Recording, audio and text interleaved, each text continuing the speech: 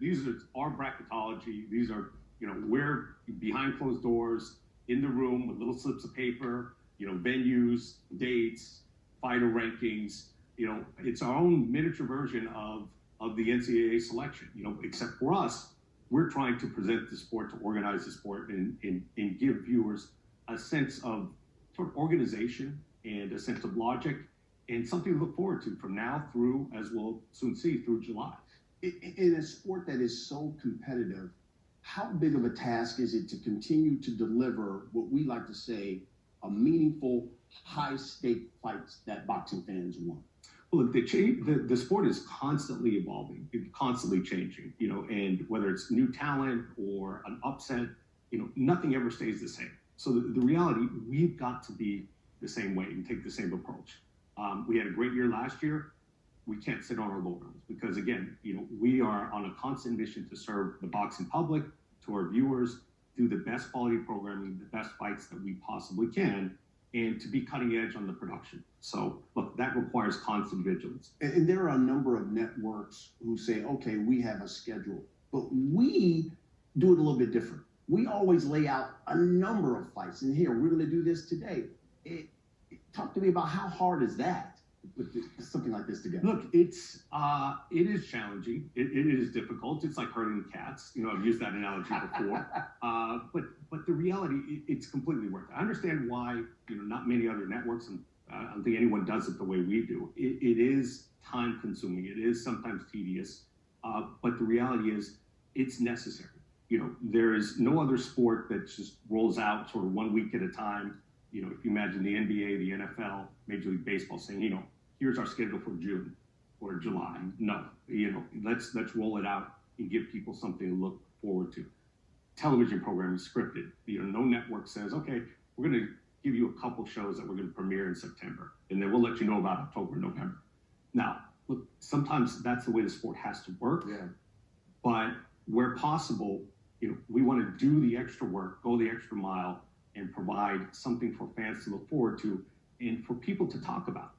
Well, I know, listen, this is what you guys want to know. You want to know about the schedule. So let's take a deep dive through this schedule. Folks, we've got really 9 events across 5 months featuring 21 undefeated fighters. And we're talking about 2 world championship unification bouts. Listen, one of those is for 3 of the belts. The other is for all 4 of those belts. In fact, in total, I'm talking about 7 world championship matches, 13 belts at stake. All of the top 6 154-pound fighters, you're going to see in action over the next 7 weeks. So, Stephen, here, as we get right into this, let's start with March 26th. Showtime Championship Boxing coming to Minneapolis. It's the U.S. debut of Tim Tszyu, his father, Costa Tszyu. And Costa Tszyu has had so many memorable fights on Showtime Championship Boxing. Talk to me about that card. Look, it's an exciting card. I mean, we've been watching Tim Tszyu for quite a while. We were witness to his father's, a lot of his father's achievements on Showtime. A lot of his most significant fights were on Showtime. So we had an eye on him, not just because of his talent, but because of the history. And I think this is a really interesting card on March 26th. You've got the U.S. debut of Tim Tszyu. And again, if we look through the card, stepping back for a moment, I think we're trying to do 2 things. Mm-hmm. Number one, evenly matched fights between top fighters. It's not just a name against somebody you've never heard of. Evenly matched fights, 50-50 fights, as much as possible. And secondly, quality top to bottom on the card. So March 26th, Tim Tszyu, up and comer, talked about, very promising. Terrell Gausha is, he's got the credentials, he's got the experience. I don't know who wins that fight. Mm-hmm. It is a 50-50 fight at the top level. Michelle Rivera, one of the most exciting young fighters in the sport, taking on Joseph Adorno. And what boxing fans love, among other things, is discovering the next guy, like the next guy. So, with some of our opening fights, that's exactly what we've tried to do. Elvis Rodriguez, 140-pounder, 12 wins, 11 by knockout, really interesting fighter, taking on a very good veteran test for him in Juan Jose Velasco. So that, to me, is, sort of the epitome of the card. evenly matched, intriguing fights, meaningful fights, top to bottom. And for people who see Michelle Rivera, they know that he likes to call himself the new Muhammad Ali. He's got the look. He looks like a young Cassius Clay, Very much so. And the look, but an exciting fighter. The next following week, we go to April 9th.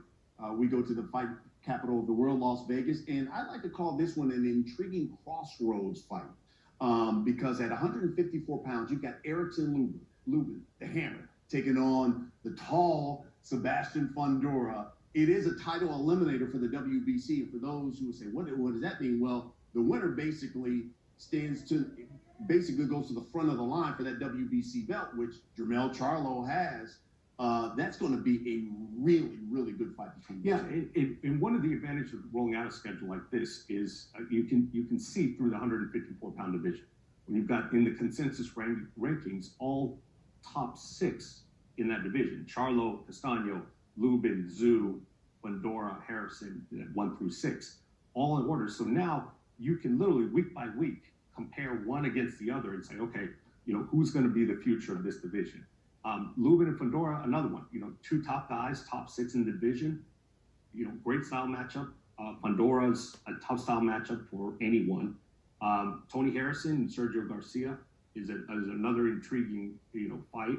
And another guy who's making a Showtime debut, a young prospect out of Mexico, Kevin Salgado, 14-0, 9 KOs. He's just 24 years old. So a little bit of everything from the emerging prospect all the way through the championship level on that card. And I love that Tony Harrison's on that card as well because, again, former champion there at 154 pounds.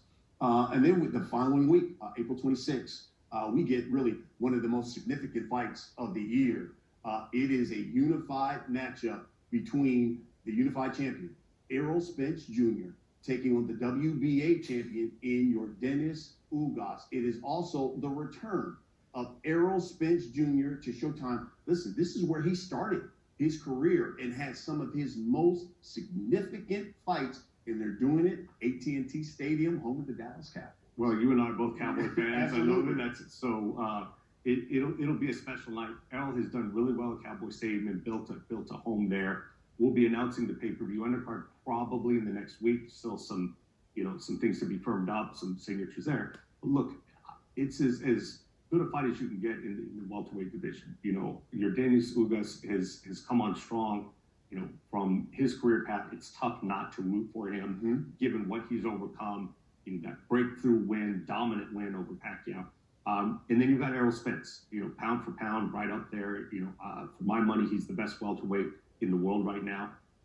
But that's a tough matchup for him in Ugas. Yeah, just the 16th unification fight in the Glamour division. Again, April 16th, there in Arlington, Texas. Okay, so then we move to May. And so we get to May 14th, Showtime Championship Boxing, and then we're going to go to Los Angeles. And we finally get the rematch of Jermell Charlo and Brian Castano. And this is for the undisputed title there at 154 pounds. Listen, we know that first fight was an all-action fight. This one is going to be exciting. And then even on that co-main of there, you get Jerome Boots Ennis on that card. That's going to be fun in Los Angeles. That's going to be a phenomenal card. It really is, and we're thrilled that we're able to keep this on Showtime. I think this is going to be the biggest non-pay-per-view card of the year. Certainly the most meaningful. It's an undisputed fight, along with a really, really interesting and meaningful welterweight eliminator as the co-feature. A third fight's going to be added. I think tickets for that fight are going to be hard to come by for sure. Yeah, you're right about that. And then Boots Ennis is fighting Clayton, who we saw when back in the days when we were there in Connecticut, and he got a draw in that fight. And there are a number of people who believe he won that fight, and Clayton's still unbeaten. That's going to be a really good step up. Big, strong young fighter. He is got really good amateur credentials. This is a good test for Ennis. People have been saying, look, it looks too easy when Boots is in the ring. Yeah. So we've been stepping up his competition. He's been meeting the challenge, and he's got a big challenge in play. That's fantastic. Okay, so then the following week, May 21st, Showtime Championship Boxing comes at you from Arizona. basically the home state and hometown of David Benavidez. And David Benavidez is taking on David Lemieux. This is another a really good fight there at 168. That's right. I mean, look, obviously, David's angling for one of the big fights, a super fight in the division. This is the next best thing. Two of the biggest punchers in that division. That's one where I think the ref can just take a coffee break for that fight. And you know what those guys are going to do. There's not going to be a lot of movement. There's not going to be a lot of dancing. They're going to slug it out in the middle of the ring. And there on the undercard, again, we're highlighting another young prospect, Yoel Gomez, a Cuban 154-pounder, 5-0, 5 KOs, and highlight reel knockouts as part of that, taking on the veteran Jorge Cota. And that would be an all-action card. That's the goal there. And the interesting thing, I think, with Benavidez and Lemieux, especially with all the chatter that's going on surrounding Caleb Plant and Andre Durrell, it looks like that fight is basically going to be made in maybe the winners of Durrell Plant, it seems, will finally be facing Benavidez Lemieux. Yeah, that's definitely one of the possibilities. I mean, look, as soon as we announce this one, we're on to August, September, October, November. Yeah. So, the reality is, we want to stay well ahead of the schedule and be able to start looking even further beyond July. That's fantastic. Okay, so then the following week on May 28th, Showtime pay-per-view, and I love this because we finally get to go to New York, Barclays Center, Brooklyn, New York, and it is the return of Gervonta Tank Davis, and he's taking on Rolly Romero. And look, this was a fight that was supposed to happen in the past, but these guys are going to finally get it on. By the way, this is going to be the first fight back at Barclays Center since March of 2020. It's been a long time since the Barclays Center has had some boxing. And not only you got Tank in New York, but this is the place where he won his first world title. Remember that Jose Pedraza fight? Right. That was certainly a memorable fight. He was on the undercard there on a really great card. I think it was a Charlo headline fight, which, in retrospect, you look back and you had Charlo and Tank on the same card at Barclays Center, phenomenal card. And, coming back and headlining, we're thrilled to be back at Barclays Center. They're one of the strongest supporters of Showtime Boxing over the last 5-6 years. And I couldn't think of a better place for a fight like that. So then the following week, we get to June. It's Showtime Championship Boxing coming right back at you and right back to Minneapolis, the Armory. And we get Stephen Fulton Jr., the unified champion, and he's taking on Danny Roman. Danny Roman has been begging for a big-time fight. He's the former unified champ. He's done nothing but win since he suffered that one loss. And now, all of a sudden, he gets in with the current unified champ, Stephen Fulton Jr. Right, and here we go again. Evenly matched fights between top-tier fighters. And it doesn't get better. That's one of, if you had to pick 2 or 3 favorites on this, at least for me personally, it's tough because there's so many good fights. But when you look at certain ones, you're like, there's just no way that this isn't an exciting fight. And this is one of those. With the style matchup between Fulton and Roman, the skill level of those two guys, 2 belts on the line, there's no way that that's not a fight of the year candidate.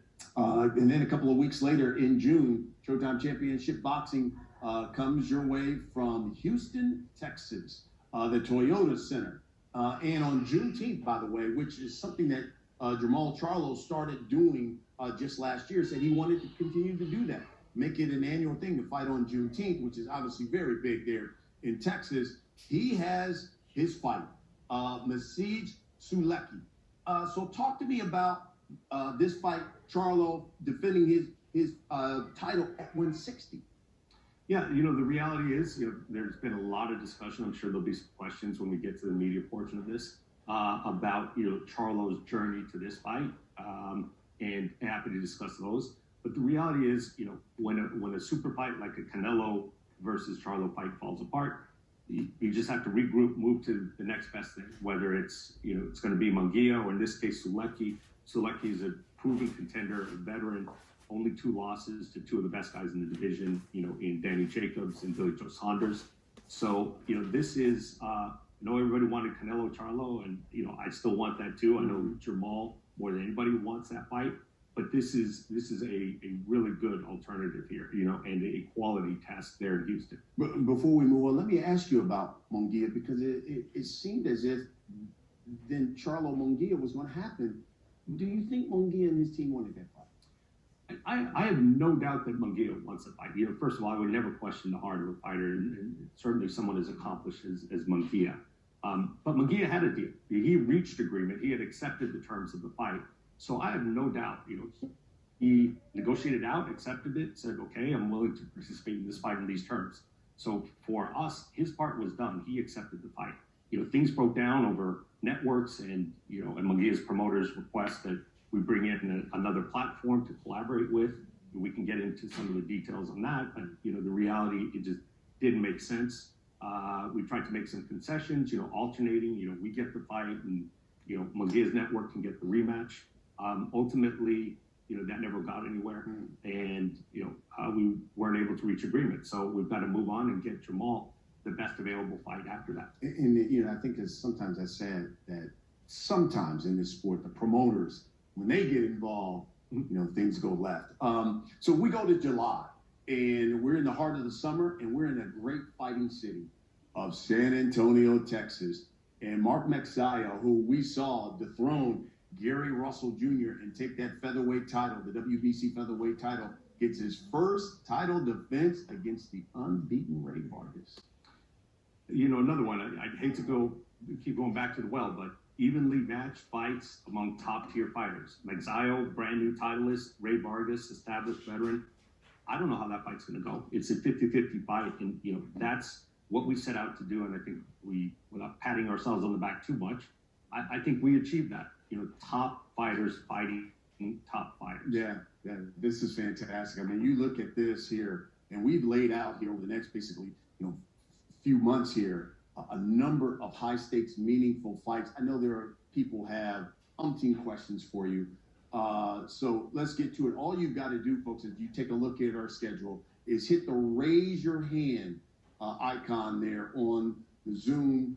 And Chris de Blasio, who's our Senior Vice President of Sports Communications here at Showtime, he will acknowledge you, and then you can ask your question to Steven. So with that, as we take a look at the fight schedule, Chris, I know there are members of the press who have some questions for Steven. Let's get right to them. Hey, Brian, Steven, how you guys doing? Fantastic. Hey, Keith. Steven, can you speak to, I know the Butayev fight is, and Stanionis is a fight that people are really looking forward to, and it's going to headline a show on the network leading into the pay-per-view. Can you speak to the importance of putting that type of fight in a lead-in situation to a pay-per-view? Yeah, it's interesting. I think normally what people are used to seeing in a situation like this is, prelim fights are streamed, or sometimes there's a special. It doesn't do this card, this undercard justice to call it a prelim stream or prelim fights. I mean, you've got, we're opening the show on the televised portion of that championship boxing with Brandon Lee and Zach Ochoa. Brandon's been getting a lot of heat, 24-0, 22 knockouts, has looked phenomenal. Yeah. Zach Ochoa, a good young fighter as well. And Butayev and Jonas, that fight to position themselves for ultimately, hopefully a title shot. So that will be its own standalone show leading into the pay-per-view. And that will be on Showtime. It's something that we haven't done, but again, trying to deliver a huge night of boxing top to bottom. And, with these two fights, we just had an embarrassment of riches. So the reality is, let's put them on a platform, on the Showtime platform, where they belong, give them the spotlight that it deserves. And Steve, I just wanted to clarify, there will still be 4 pay-per-view fights altogether, right? Correct. And those undercard fights will be announced probably next week. Thanks, guys. Next question. Okay, we'll take our next question from Kirk Jackson. Kirk, go ahead. Thank you for your time. You guys showed the return of Errol Spence to Showtime. Is there any potential for another longtime staple with Deontay Wilder returning to Showtime? Certainly hope so. I know Deontay was disappointed in that last, the outcome of the last fight. I think he's got nothing to be disappointed about at all. He fought a tremendous fight. I mean, one of the most exciting fights of the year, and a lot of heart displayed by both fighters. So I'm looking forward to having him back. Whenever he's ready to come back, I think he's still got a lot of mileage. I think there's still some mega fights out there for him. So, for my money, Deontay can't come back soon enough. He's fought 12 or 13 times on the network. We'd love to have him back. Whenever he's ready, I'd love to engage in that conversation. And I had another question. I really love the balanced matchup that you guys have. And being that there are 4 pay-per-view fights, have there been any discussions as far as providing incentives for potentially new Showtime consumers? Such as maybe a markdown for initial membership price upon pay-per-view purchase, or even maybe a rewards program for existing members, maybe they receive a pay-per-view credit or any kind of merchandise from that respective pay-per-view event, as an incentive. Yeah, I think those are all good ideas, and we've experimented with some of those overall. In the past, getting a free month of Showtime for if you're not already a subscriber. And other ways to provide value, and for us, I think one of the ways we're providing value there is over delivering on the card. Not just the 4 fights on the pay-per-view, but 2 other really intriguing fights. The reality is Budev, Stanionis, and Lee Ochoa would have been its own standalone Saturday night fight. So, here, if you want to look at it this way, it's a pay-per-view purchase. You're getting 6 fights, including 2 of which were probably worthy of being on a championship show by themselves. Thank you. I greatly appreciate your time. Thank you for the question. All right, let's go to Tony Page, New York Daily News. Tony, nice to see you here. How you guys doing? Good, Tony. Hey, Tony. Just one question for you, Steven. You have so many fighters, so many good fights. How hard is it making all these fights? It seems like you might not have enough dates. I mean, you could do a fight every weekend, it seems like. How hard is it to put it together? Yeah, look, I wish I had an unlimited checkbook. We all do. I'm not sure, I'm not sure how all of us feel about traveling every single weekend, but we certainly could schedule it that way if we wanted to. But again, we try to strike the balance. We're looking for the cream of the crop, both in terms of the highest level and even at the showbox level. So, there's a lot out there, and certainly our eyes are bigger than our stomachs, so to speak, on this. There's a lot of fights that we wish we could make. But I think, when we look at the amount of cards that we were doing, 25 live boxing telecasts last year, 18 of which, I believe 18 or 19 of which were championship level fights. There's no one really delivering that level of fights so frequently. So in terms of high level fights frequently, no one else is doing what we're doing, and we're pushing to do more. Thanks, guys. All right, thanks, Tony. Let's go to Dan Canobio. Dan, unmute, go ahead. What is going on, guys? Hey, Dan. Hey, Dan. I got a question for you, Steven. The New Yorker in me is very happy to see Tank Rolly come back to the Barclays. Will there be more fights at the Barclays Center? We know it's been a staple over the years, and it's kind of dissipated since COVID. But that's the first question. Number 2 is I noticed that Caleb Plant was missing from the schedule. There's rumors of him fighting Anthony Durrell. What's the latest with Caleb Plant? And will we see more fights at the Barclays Center? Thanks, guys.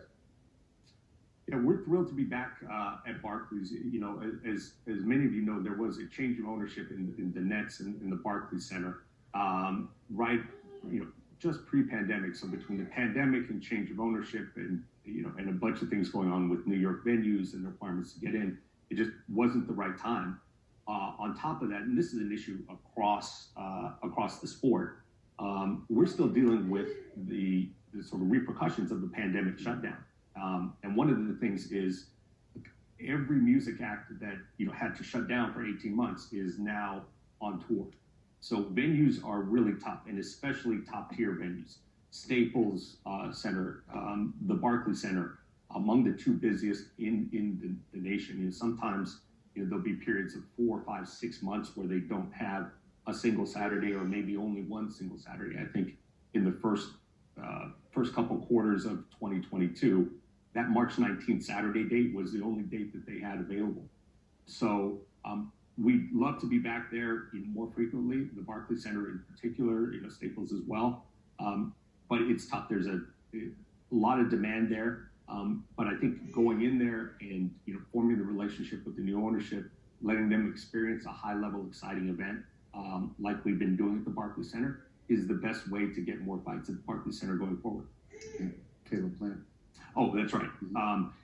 Caleb, again, this is by far not an exhaustive schedule. There are undercard fights, there are showbox fights. There's a lot more to be added. So, Caleb fought admirably in the Canelo fight. That was an exciting fight, and he certainly has nothing to be ashamed of. We're looking forward to having him back. He's not in the schedule for through June, but that doesn't mean that he won't be on our schedule in the fall. And whether it's Darrell or Benavidez or both, we look forward to having him back as well. Thank you.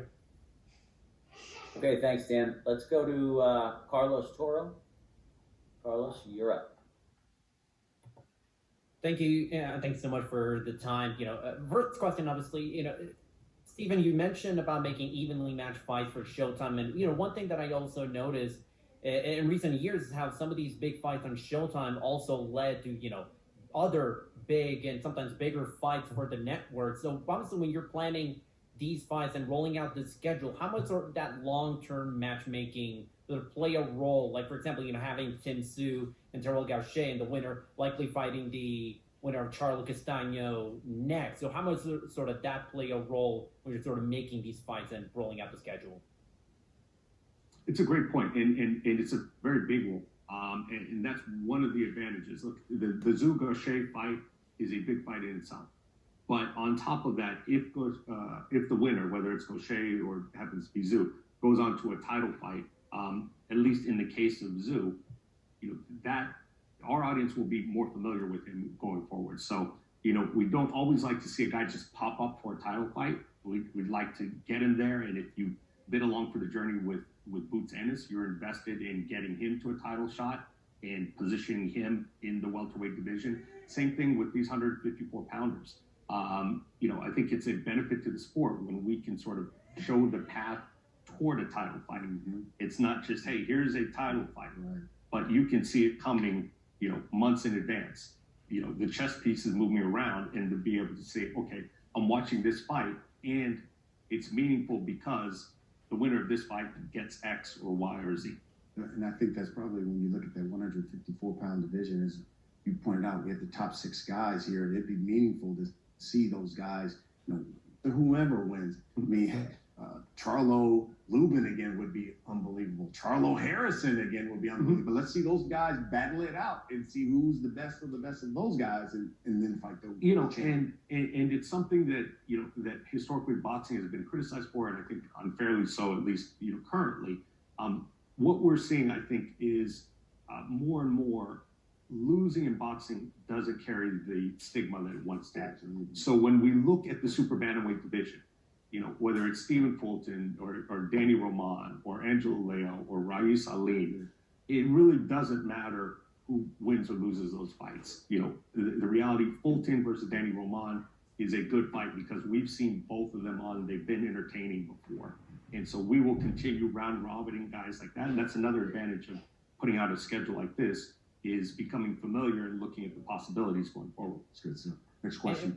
And one other question, I had, obviously, you mentioned that having that Showtime championship boxing card leading into the Spence Ugas pay-per-view sort of first-time thing. Are you looking at that as a one-time thing, or is maybe looking at it as an experiment that you might consider doing for future pay-per-view events? Look, I think it's experimenting. Look, we know not everybody out there is looking forward to maybe 4 or 5 hours of boxing. Certainly our hardcore fans, I think, will appreciate it. So it's an experiment, and in this case, it's really a function of an embarrassment of riches and having so many good cards and so many good fights to do that even, the pay-per-view undercard wasn't enough to contain all the fights that we had to get done. So I think as long as we can deliver that level of quality, why not, double down and make this one of the biggest boxing nights of the year? In this case, two really intriguing, TV Showtime fights along with a pay-per-view card. That's a fight party. That's a great fight party right there. Thank you so much. All right, thank you, Carlos. Let's go to Melissa Smith with Fight Girl. Melissa? Hi, how are you? Thank you so much for taking my question. What I'd like to ask you, Stephen, is to please speak to Showtime's commitment to women's boxing and which scheduled fight cards will feature female bouts.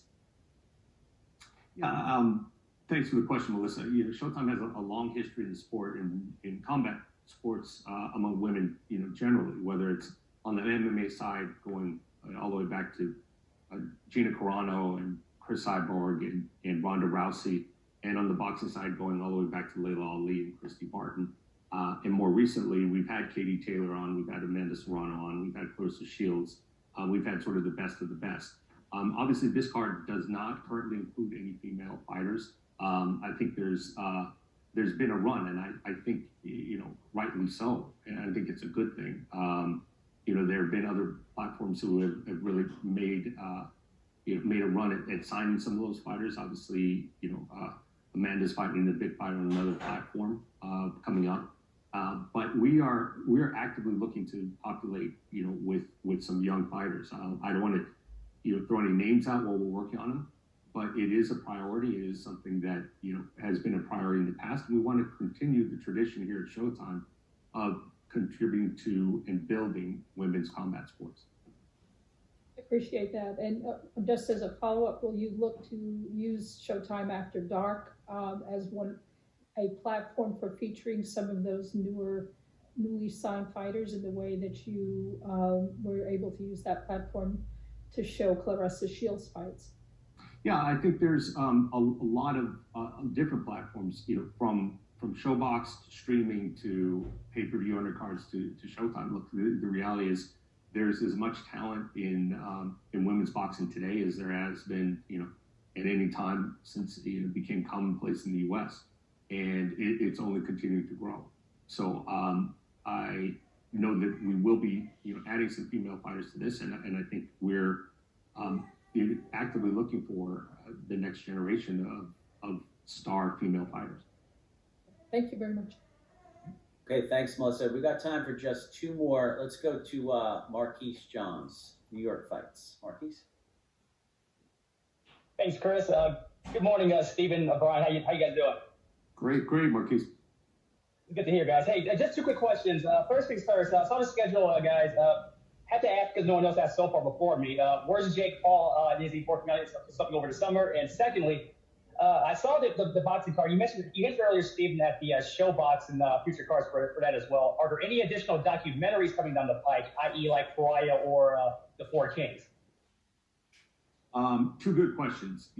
Jake had a really, really busy 2021. 3 big events, 2 of them with us, and it's taken a little bit of time to sort of recuperate and tend to his many other businesses. But we are in discussions with him on continuing. He's looking for, obviously, a noise-making big fight, and I would expect to see him back this summer at some point, hopefully with us, and hopefully in a really intriguing matchup as well. As for documentaries, we're on the verge of making an announcement of another boxing documentary, a very well-known fighter, not quite of the generation of the Four Kings, something a little bit more recent, but someone who I think has a really interesting story, who hasn't spoken about it before. Not to tease you or be coy, but I think we'll be announcing that within the next couple of weeks, and I think boxing fans will definitely be very excited about that because, as you point out, documentaries of all kinds, and particularly in combat sports, are a critical part of the Showtime programming schedule and part of our commitment to the sport of boxing and combat sports generally. So I think before the end of the year, we'll be seeing, probably at least 2 combat sports themed documentaries, probably one in MMA, one in boxing. All right, thanks so much, guys. Okay, Marquise, thank you. Let's just take one more. Osvaldo Principali from Argentina. 1 second, Osvaldo. Let me make sure I can allow you in here. Sorry, you may have taken your question back. No, there you are. Okay. Now, do you ahead, listen sir. to me? Good afternoon. There Do you go. you Go listen ahead. to me? Yes. Yes, we got it. Nice to meet you, Mr. Espinosa. The question is the following.